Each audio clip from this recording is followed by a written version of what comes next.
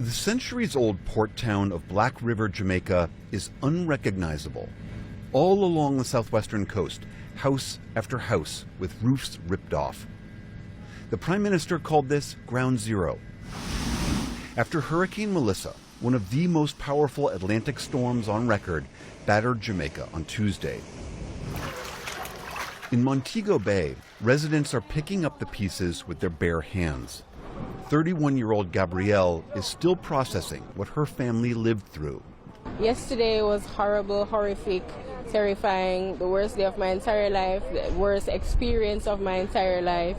The wind, the rain, it permanently damaged my childhood home. All my trees that my dad planted, all of them are gone. We have no light, we have no water, and we have limited amount of food items. So it's like we're cut off from the rest of the world right now in this terrifying time. Aid has been slow to trickle in, and the vast majority of the island still has no power. Jamaica's transportation minister said restoring communication is a top priority. There are people who still have not been able to make contact with their families, their loved ones, their friends, and road access is still impossible.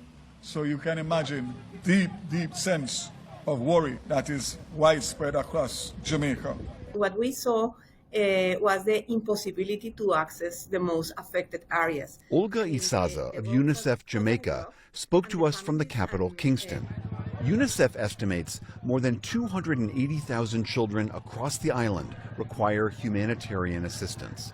The main priorities from our point of view are those: water, sanitation, hygiene, also food. Nutrition security of children under 5 is critical at this moment. They are the most vulnerable, and in general, the packages and all the aid related with food is not looking at the specific needs of the children. Communities across the Caribbean are still reeling from Melissa's wrath. In Haiti, floodwaters turned violent. Authorities say more than 20 people were killed, many of them young children. I had 4 children at home, a 1-month-old baby, a 7-year-old, an 8-year-old, and another who was about to turn 4. All 4 are gone. No deaths were reported in Cuba, but its Santiago province suffered extensive damage, including this basilica in the small town of El Cobre. Melissa weakened to a Category 2 storm by the time it passed over the Bahamas this morning.